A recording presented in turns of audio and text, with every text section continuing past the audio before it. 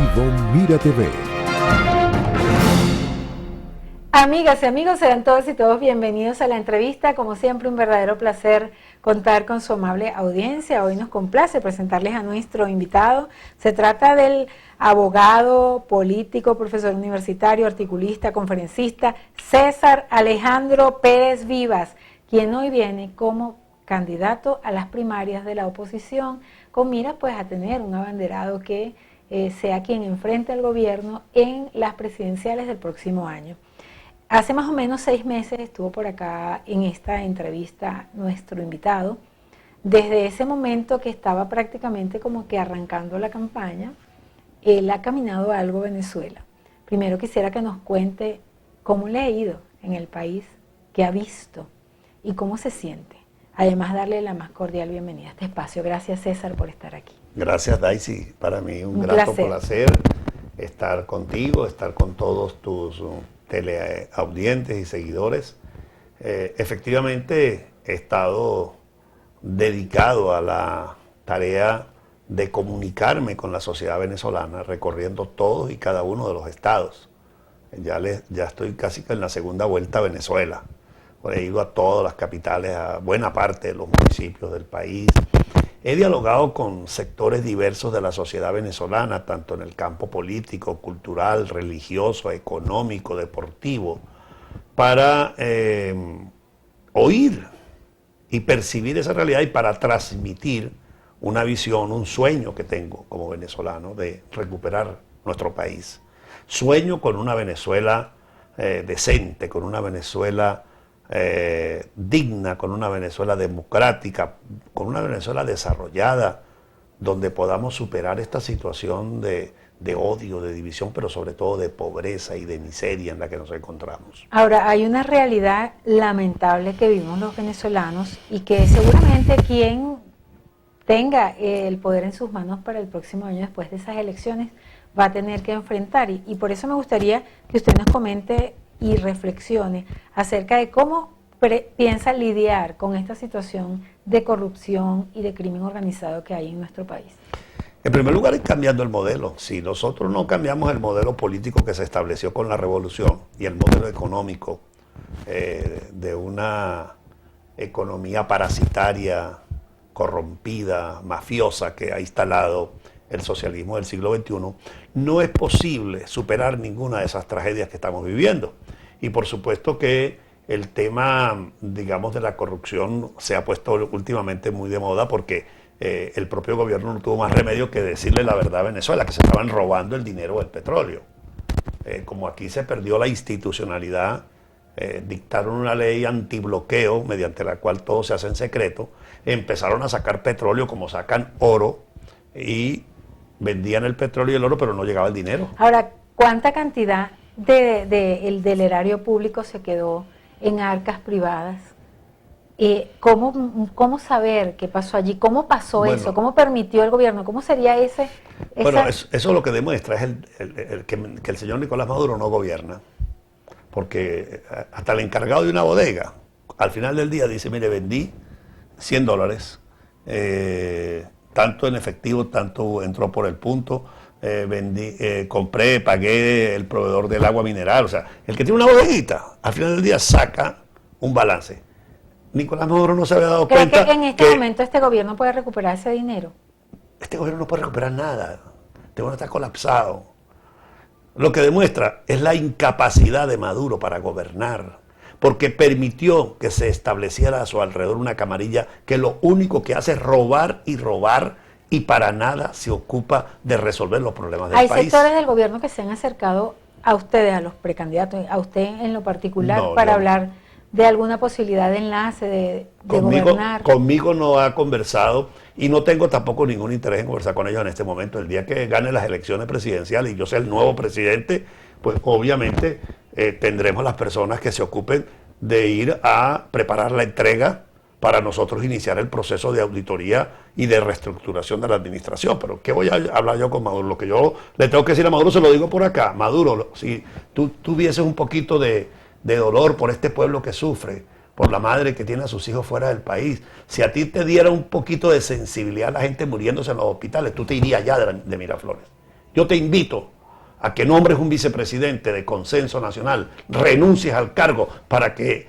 un presidente de transición, un presidente monte un gobierno de emergencia nacional de aquí al 2025, porque son muchos meses que faltan. ¿Y si el gobierno convoca las elecciones este año? El gobierno no puede convocar elecciones ¿Por qué no? porque la Constitución no lo permite, a menos que se lleven por delante la Constitución. Pero lo que sí puede hacer Maduro es renunciar al cargo, irse del poder. Y yo propongo formalmente que Maduro se vaya. Conscientemente, ¿usted cree que lo haga? Bueno, es que no... O sea, usted lo está pidiendo, pero ¿usted cree que lo haga? Bueno, yo creo que él es alumno de la escuela cubana y los cubanos de Fidel Castro, el comunismo, creen que el poder es eterno, que es para ellos solos. Pero mi deber es plantear lo que pienso. Yo lo que pienso es que Maduro debería irse ya. Y para irse ya, la solución, repito, es que escoja a un venezolano que pueda administrar estos meses hasta el 2024, que son las elecciones, para que termine el periodo constitucional y que Maduro lo nombre vicepresidente. ¿Y si nombra a Tarek El Aissami? Tarek El Aissami debería estar expreso ya. ¿Cómo va a nombrar a Tarek El Aissami si es el que se estaba robando el petróleo? ¿Dónde cree usted que esté Tarek El Aissami? No tengo idea porque no tengo funciones policiales. El que debe explicarle al país dónde está Tarek El Aissami es Nicolás Maduro. Nicolás Maduro ha debido sentarlo al lado de él y que le expliquen a Venezuela cómo hizo para permitir que esos 21.000 o 3.000 o 10.000, los que fueran millones de dólares, se los sacaron estos personajes que tienen por ahí supuestamente en prisión. ¿Y dónde está ese dinero? Y tiene que explicarle Maduro al país si ya recuperó parte de esa plata. Porque si yo fuese parlamentario, yo estaría exigiendo la presencia de Tarek El Aissami en el hemiciclo del Parlamento para que responda varias preguntas. Primera pregunta, ¿dónde está ese dinero? Segunda pregunta, ¿cuántos buques de petróleo salieron y no enteraron en caja el valor de ese petróleo? Tercera pregunta, ¿por qué no le rendía cuentas al presidente? ¿Qué cuenta le llevó Tarek El Aissami al presidente? ¿No cerraban cajas todos los días? ¿No podían dar un parte al Banco Central de cuánto dinero estaba entrando y cuánto estaba saliendo por la venta del petróleo? ¿Quién tiene esa contabilidad? Yo, como ciudadano venezolano, tengo derecho a conocer esa información. Y aquí, desde esta ciudad de Carrizal, desde los Altos Mirandinos, le exijo al señor Nicolás Maduro que le rinda cuentas al país, porque él, de acuerdo con la Constitución, es el administrador de la Hacienda Pública Nacional. Y hablando de Hacienda Pública y de anuncios, hace poco, bueno, los venezolanos pudieron escuchar los anuncios relacionados con los trabajadores el 1 de mayo. ¿Qué le parece? Una estafa. Maduro vino a burlarse de los trabajadores. Mira, la semana pasada yo estuve caminando por los valles del Tuy. Y en una comunidad de Santa Lucía, en el mercado. ¿Había algo de calor en el Tuy? 45 grados de temperatura había mientras estaba yo caminando por allá en esos mercados, en esas calles. Y allí me encontré con un señor militar retirado que había estado el 1 de mayo en el acto donde Maduro lanzó la bomba, el baño de balde fría contra los trabajadores venezolanos. Y él decía, nosotros le decíamos que no. Y él dijo, aprobado. Él se burló de nosotros, señor. Y le quiero decir una cosa, hasta hoy estoy con Maduro, a partir de ahora estoy con usted, me decía aquel señor, porque se sentía burlado. Y obviamente demostró Maduro que toda la protesta social, todo lo que fue la exigencia de los educadores desde enero, de las enfermeras, de los obreros, exigiendo que le mejoren el salario, porque con ese salario que él les paga, la gente no puede ni comer. Maduro ni siquiera les tomó en cuenta, no movió el salario. Quiso tapar el sol con un dedo con unos bonos de mala calidad, de lo que llaman los bonos chimbos de Maduro, y con eso obviamente no hay una política salarial en Venezuela, y Nicolás Maduro se burló a los trabajadores el 1 de mayo. Ahora, César, ¿usted percibe que el tiempo pasa rápido? Bastante. O sea, estos 6 meses que nos distanciaron de esta nueva conversación. Bueno, ha pasado muchas cosas, pero hoy estamos más firmes en nuestra decisión de derrotar el régimen socialista en las elecciones del año que viene. Ahora, hoy estamos convocados a unas elecciones primarias el 22 de octubre de este año para escoger un candidato unitario que represente a la alternativa democrática y derrote a Maduro el próximo año. Y por eso yo estoy aquí, porque quiero ser el candidato de la unidad, porque quiero ser el próximo presidente, porque quiero transformar esta realidad y rescatar a Venezuela, porque me duele en el alma tanta gente que me escribe que no tiene como Me comer, gustaría, César, que no tiene salud, que no tiene hospitales. Precisamente el tema económico que quisiera profundizarlo un poquito, sus planes, económicamente hablando, porque bueno, ya sabemos que esto es un desastre, que todo lo que estamos viviendo los venezolanos, pero el plan para rescatarlo, o sea, las acciones concretas rápidas que siendo una persona, teniendo la posibilidad de tener el poder, ¿qué hacer? Por ejemplo, para mejorar el salario de los venezolanos. Empezando por ahí, para que la gente pueda hacer su mercado normal, como era antes. Así es. Lo primero que hay que hacer es instalar un equipo de gente capacitada en la gestión administrativa del Estado. ¿Tiene usted un equipo ya Tengo el montado? equipo listo y perfecto y en buenas condiciones. ¿Y los va a nombrar o no? ¿O los va a nombrar No. durante su campaña? No, ¿O los va a mantener inspectores? No, yo no tengo, eso es pavoso, estar nombrando gente hasta que usted no gane las Ok, elecciones. claro. Yo he visto muchos candidatos nombrando gabinetes antes y se quedan inspectores, se quedan en la lista. No, nosotros contamos con el recurso humano. El jueves pasado, 4 de mayo, hicimos un evento en Caracas, en el Hotel President, donde varias personalidades del mundo económico y productivo del país y del mundo cultural ofrecieron perspectivas de lo que debemos hacer cuando yo sea presidente. Ahí estuvo, por ejemplo, el economista José Toro Hardy, experto petrolero, quien dio una perfecta descripción de cómo es que vamos a recuperar la industria petrolera.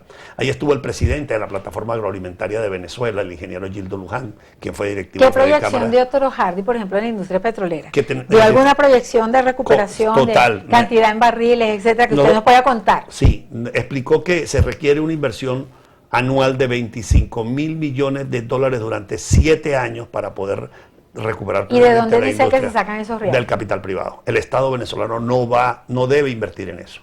Primero porque no tiene. Y sería Y un el poco capital, dinero, capital de de las empresas nacional que e quisieran. internacional de empresas con capacidad tecnológica, no empresas de maletín piratas como las que busca Maduro para sus negocios aquí en Venezuela. Nosotros vamos a convocar a una licitación internacional con un nuevo plan de apertura petrolera mediante el cual todas las empresas reconocidas a nivel mundial por su capacidad tecnológica y financiera pueden venir a Venezuela a participar en la recuperación de la industria petrolera. ¿Sería la base de su economía, de su posible gobierno, la industria petrolera? Esa es la primera palanca, pero no la única. Bueno, para hablar de las otras palancas, en la próxima parte les invitamos a que sigan allí con nosotros. Informativo Mira TV. Continuamos, amigas y amigos, estamos conversando con César Pérez Viva, él es precandidato o candidato a las primarias de la oposición que se van a desarrollar este año en Venezuela, con miras a tener un candidato para enfrentar al gobierno, aunque muchos dicen que no va a ser el único candidato, que van a haber otros candidatos. Efectivamente. Y que podría eventualmente ese candidato hasta participar en un consenso, ¿no? Mira. Tenemos que hablar de la segunda palanca, pero bueno, pero un paréntesis. Vamos a tener candidato unitario, pero no candidato único, porque Maduro tiene por ahí algunos personajes autoproclamados opositores que tal es por dividir a la sociedad. Pero candidato unitario va a haber. Bueno, vuelvo al tema. Entonces, hablamos en primer lugar...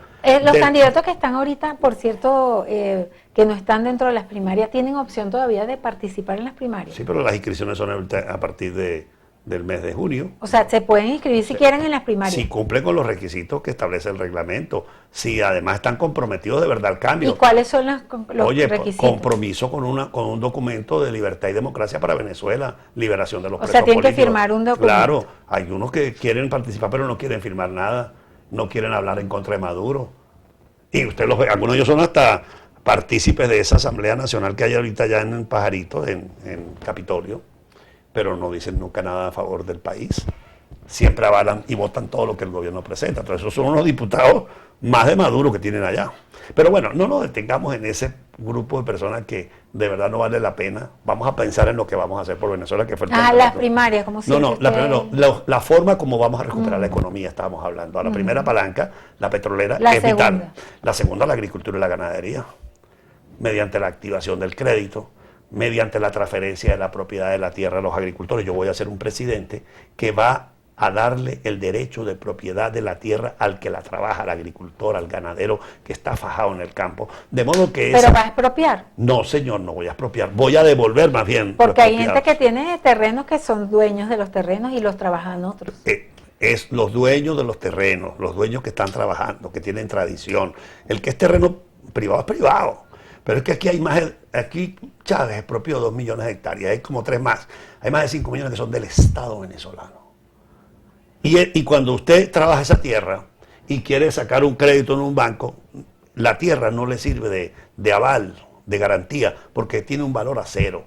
Cuando nosotros le transfiramos la propiedad al agricultor, al ganadero, ese es un activo como este edificio. Entonces lo puede llevar como garantía o aval para un crédito. Y una de las cosas fundamentales para mover rápidamente la economía es precisamente la agricultura y la ganadería. Tú puedes sembrar una cosecha de maíz o de cereales y en un año sacas 2, 3 cosechas y puedes salir adelante. 2 cosechas y las puedes sacar adelante. Hortalizas hasta 4 cosechas en ciertos rubros en los Andes, por ejemplo.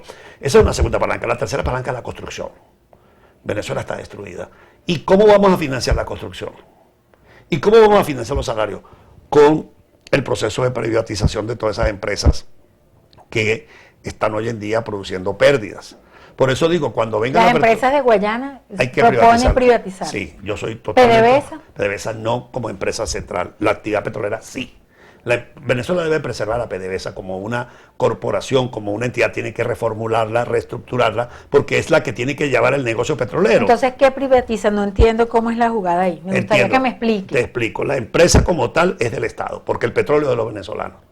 Y el Estado va a asociarse con empresas privadas para la explotación y el aprovechamiento del petróleo, y tiene que recibir y tiene que controlar la producción, la inversión y la venta del petróleo, y eso lo tiene que hacer una compañía, porque eso es una actividad comercial. Eso no lo puede hacer la administración pública, el Ministerio de Minas, por ejemplo, no. Para eso tiene que haber una compañía. Esa compañía se llama PDVSA, la que maneja el negocio petrolero. ¿Cómo se siente usted? ¿Se siente social cristiano? ¿Se siente liberal? ¿Se siente capitalista? ¿Cómo se define? Yo soy un demócrata cristiano moderno de la escuela ordoliberal alemana, que es la que acaba de tener éxito en Alemania con Angela Merkel. O sea, yo soy formado en los valores del cristianismo, soy formado en la nueva economía social y ecológica de mercado que tiene su origen en el pensamiento ordoliberal. Yo no soy neoliberal salvaje que pretende que solamente se explote la economía y el pobre no existe. Para mí el pobre existe. Para mí la opción preferencial por los pobres es un mandato. Pero yo no puedo darle a los pobres mentiras, tengo que darle comida, tengo que darle respuesta, y para eso hay que producir, y ahí está la economía de mercado como una opción. No, la economía social de mercado no es la economía liberal salvaje del siglo XVIII, donde los niños los explotaban 18 horas, donde había una situación prácticamente de esclavitud en el trabajo. Ese no es el concepto. La humanidad ha evolucionado. Entonces, bueno, eso, y uno de las corrientes... Hay muchos niños trabajando. En Venezuela sobre todo. En las corrientes del pensamiento económico, hoy en día el pensamiento de la economía moderna alemana, lo que llaman el ordoliberalismo, lo que llaman la economía social y ecológica de mercado, es la que ha demostrado tener capacidad de producción de bienes, pero también capacidad de resolver el problema social. Y si alguna angustia tengo yo como venezolano, mi querida Daisy, es la miseria que hay, la pobreza. Es lo que me mueve a buscar la fórmula de que el trabajador gane un salario digno. Y ese salario digno en Venezuela, permítame terminar la idea, que vamos a lograr, se puede obtener en un tiempo relativamente breve y de manera progresiva. Yo aspiro, cuando termine mi mandato como presidente de Venezuela, que el salario mínimo sea mejor que el medio de América Latina, esté por encima de los $500 en América Latina, que es lo que hoy en día es el salario promedio. ¿Y cómo lo vamos a lograr? Primero, llego al gobierno a parar la robadera que tiene Maduro, a poner orden, a reducir los gastos. Entonces, todo ¿Y el dinero que ya se robaron? Hay que buscarlo. Tendremos una comisión especial, tendremos un poder especial que tiene que ocuparse de ver cuánto rescatamos. Habrá que ver dónde tiene los reales Tarek el examen del petróleo, dónde los tiene el teniente Andrade, dónde los tiene Jesse Chacón, dónde los tiene todas las familias que se han enriquecido a costa de esta revolución. Pero todo ese dinero hay que traerlo, pero mientras eso suceda tenemos que pagarle un salario a la gente y hay que ajustar con un poco de disciplina y de orden. En los primeros 6 meses ya tú mejoras sustancialmente el salario de los trabajadores. Sabe que muchos presidentes históricamente en Venezuela han hecho cosas, inclusive a nivel de infraestructura, porque admiran otros países. De los países que usted pues admire en cualquier sentido, ¿cuál le gustaría replicar o qué le gustaría replicar en Venezuela, aparte de lo que acaba de decir Alemania? Bueno, el modelo económico alemán para mí es fundamental. Sí, porque, repito, si no hay producción, si no hay dinero para que la gente gane un salario, no hay fórmula. Pero para poder tener una economía sólida, para que vengan las empresas a invertir, tiene que haber seguridad jurídica y de las personas y los bienes. Y aquí estamos plagados de bandas delictivas, como el Tren de Aragua, por ejemplo, que aquí cerca ha tenido crímenes horribles en el estado de Aragua. Ahora, eso no va a desaparecer enseguida, de un día para otro. Eso lo vamos a someter. Y ahí, tú quieres un ejemplo que pongamos en práctica, ahí tienes a Bukele, que puso en orden a todas las bandas criminales que les creó una cárcel. Conmigo se van a acabar estas cárceles que tiene Maduro, donde los presos tienen discotecas, comedores, mesoneros, piscina, viven mejor que en un hotel 5 estrellas. Entonces aquí hay que poner orden en este país y hay que reducir las bandas criminales, la guerrilla colombiana que está en la frontera, el Ejército de Liberación Nacional, los grupos disidentes de las Fuerzas Armadas Revolucionarias de Colombia que llegan a la frontera a pueblos como el Amparo, a pueblos como el Nula, y te fusilan la gente en las afueras del pueblo porque ellos se sienten jueces con capacidad para aplicar la pena de muerte y extorsionar a todo el que quiera. Hay una realidad en Venezuela dramática, es la separación de las familias. Miles y miles de venezolanos están fuera de sus hogares, muchos pasando trabajo y viviendo dificultades, muchos profesionales pues haciendo trabajos dignos, porque la mayoría son gente muy decente, pero que no están ejerciendo, por ejemplo, sus profesiones, producto del esfuerzo y del trabajo. Esa gente está en el exterior y bueno, muchos quieren volver a su país, pero no tienen fe en Venezuela. Y vamos a tener para ellos un plan especial de retorno a Venezuela de la familia, de los migrantes. Yo voy a crear una comisión especial de la Presidencia de la República para el migrante, para atenderlo en varios temas, por ejemplo, la identidad. Muchos venezolanos, mira lo que está pasando con los venezolanos que se vinieron de Chile, que estaban detenidos allí en la frontera con el Perú. Estaban sin cédula, sin pasaporte, eran unos apátridas y el Estado venezolano no los asiste. Entonces, tenemos que asistirlos en eso, tenemos que crear un incentivo para ellos, para los profesionales. Entonces vamos a estudiar incentivos fiscales, incentivos crediticios, incentivos de otra naturaleza para que los venezolanos regresen a su país, porque necesitamos el talento, la mano de obra, para que vengan a contribuir a la recuperación económica y espiritual de Venezuela. Si usted tuviese que darle un cargo de llegar a ser presidente, por ejemplo, a María Corina y al Conde del Guácharo, ¿qué cargo les daría? Oye, María Corina sería una excelente ministra de Industrias, porque ella es ingeniero industrial y además es una dama que ha estado vinculada con su familia a la actividad industrial, sería una ministra de Fomento fabulosa. Yo recuerdo que en la democracia hubo una gran ministra de Fomento que fue la doctora Aide Castillo de López, y a mí me gustaría que María Corina me ayudara cuando yo sea presidente como ministra de Fomento. ¿Y Benjamín Rauseo? Benjamín lo podemos poner en Venezolana de Televisión para que haga un show de humor, porque es un buen humorista. Me parece que puede hacer un buen humor. ¿Qué mensaje le da usted a todos los políticos y a los partidos que están actualmente como sus contrincantes en esa posibilidad de hacer elecciones? Y también a los que piensan que el consenso es una opción.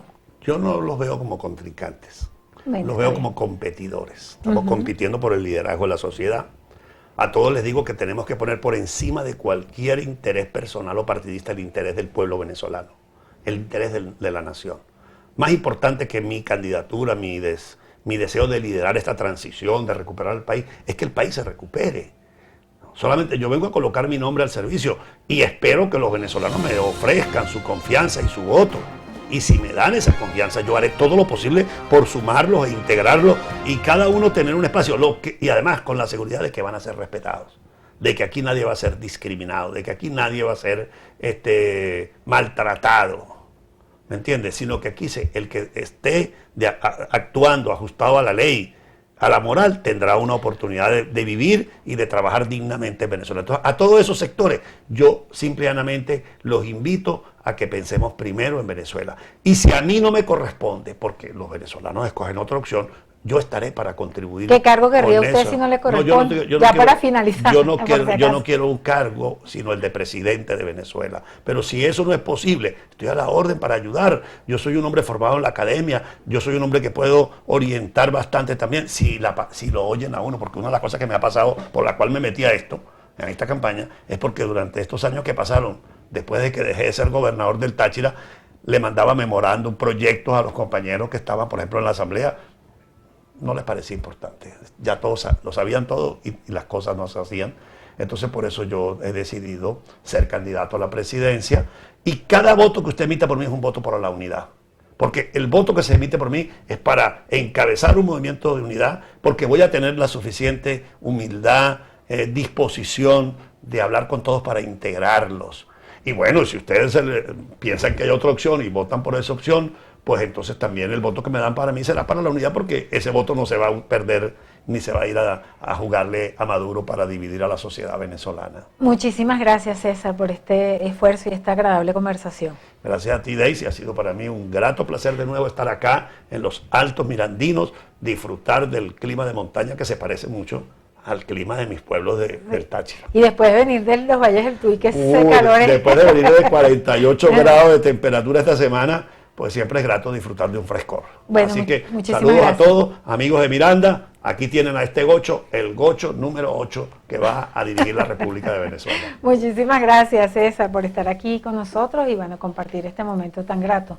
A ustedes, nuestros queridísimos televidentes, muchísimas gracias por permitirnos una vez más entrar a sus hogares a través de la pantalla de Mira TV. Nos despedimos a nombre de Antonio Brantes en la dirección y quien tuvo el inmenso placer de conversar con ustedes, Daisy Oropesa. Hasta la próxima.